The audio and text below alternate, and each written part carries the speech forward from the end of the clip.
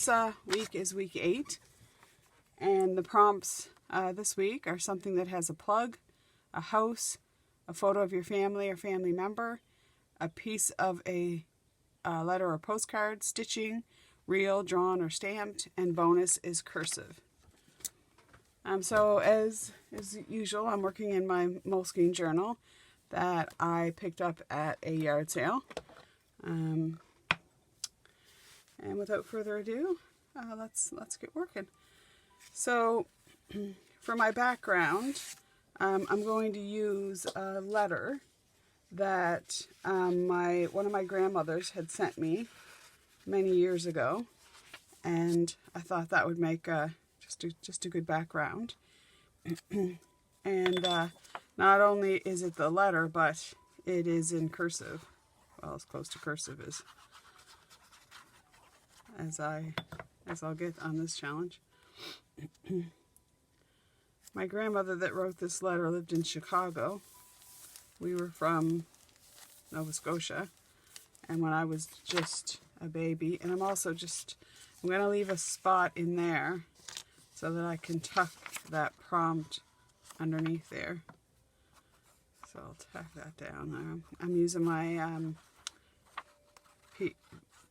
PVA glue, PVC,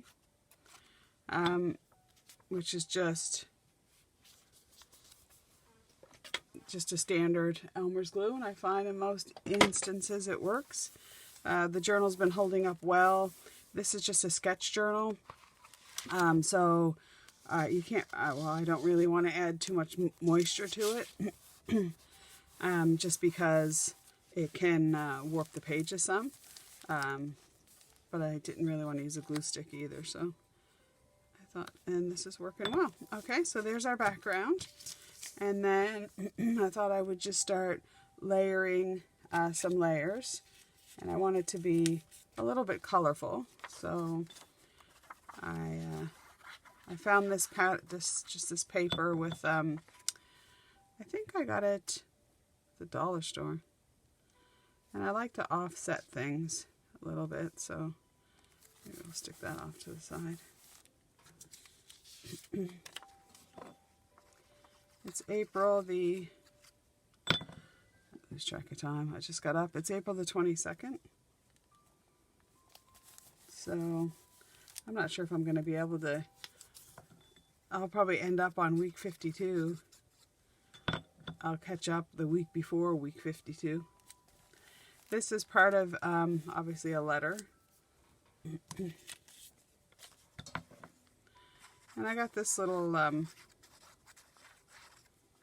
even know what you'd call it, embellishment, I guess. And a pack of embellishments that I picked up. And they were so cute. My grandmother, both my grandmothers loved flowers. My grandmother, who lived in Chicago, she worked as a lab tech, and quite a modern grandmother, not your typical grandmother. Whereas this grandmother here in this photo, you can see her. She was, a true kind of Mrs. Claus grandmother. She was a hefty woman who baked and sewed. So I thought I would take her picture and put it on a little bit of a tag, which is kind of cute. Sometimes when I'm videoing, I find it hard to make small talk, I guess, which is unusual for me because I generally have no problem talking and carrying conversations.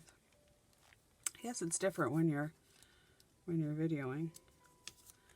And then I got these little stickers that I'm going to add on this side if I can get the backing off. I'm going to add that little, it's so cute. Put that up there. And then I had this little sticker came in a sticker pack as well. And I thought that would look kind of cute there. So then there's one side. And then on the other side, we'll fill up with the rest of the challenge. This picture here, I think I got it out of a little calendar, but I actually think I got that on Raw Pixel. I have a subscription to Raw Pixel. There's my something that has a plug, which is a sewing machine, which I think it kind of fit in well with the challenge of being stitching, which is part of the challenge. And then I just have another little piece of background paper, little butterfly, and I thought it worked well with the color scheme. And these little tickets are so cute. They're for the milkman, little milk tickets, and my grandmother always got her milk delivered until, years later. I think she didn't, but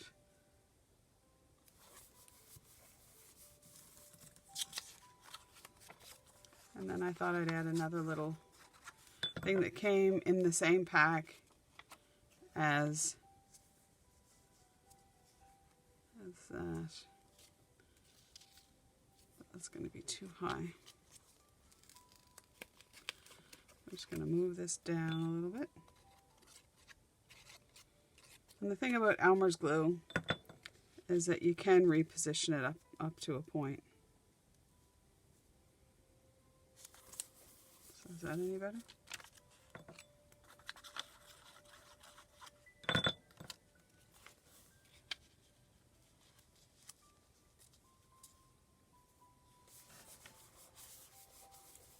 Okay, and then again in the same pack was this little embellishment. So then I got this other little flower sticker, which I thought would go good to kind of draw everything sort of together. So then you've got some pinks and stuff in the corners.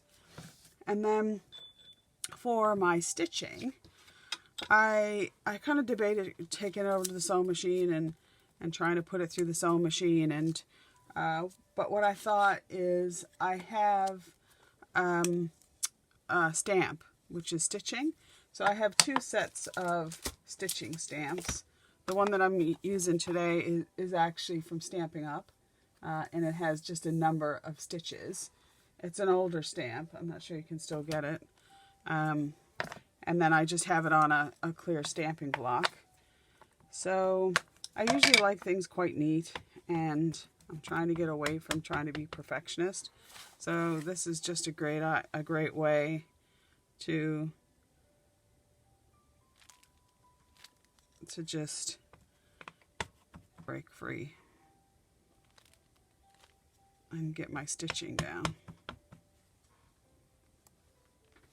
And it doesn't matter, this is just like a representation if it's off the border or on the border.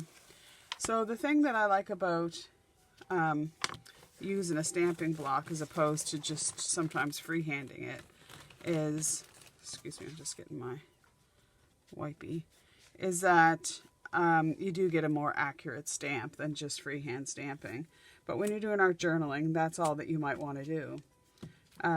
So the other thing that you can do when you use a stamping block is position it on the block so that you get just the part of it inked that you want.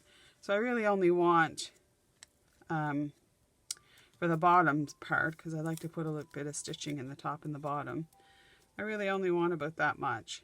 So I'll hang it over the edge, and then I'm just using my plain Ranger archival ink.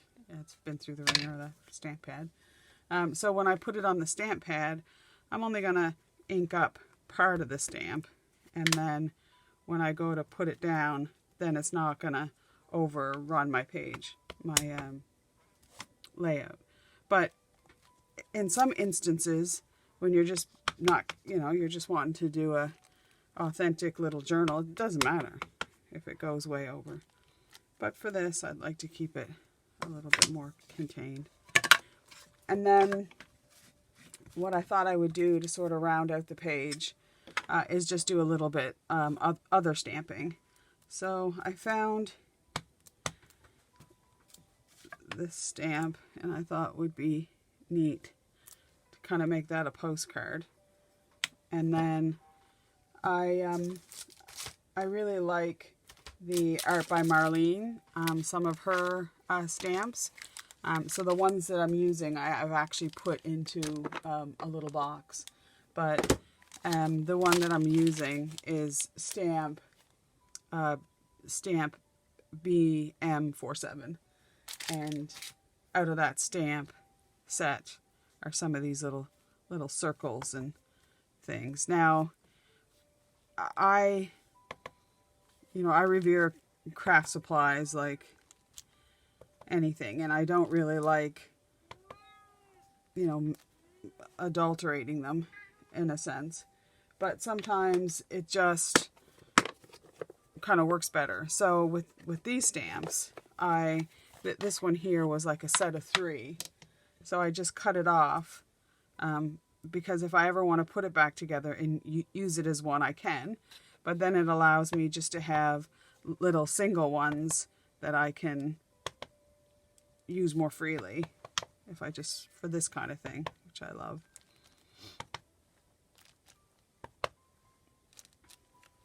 So just dot little things around the page. And then lastly is a wee little one of this one.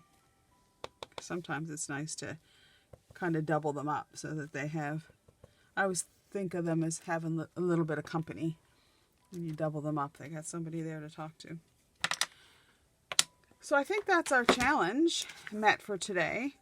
We have something that has a plug. We have a house, a photo of a family member, a letter, which is in the background, as well as the cursive, and stitching around the page. So thanks for watching, and we'll see you back for week 9.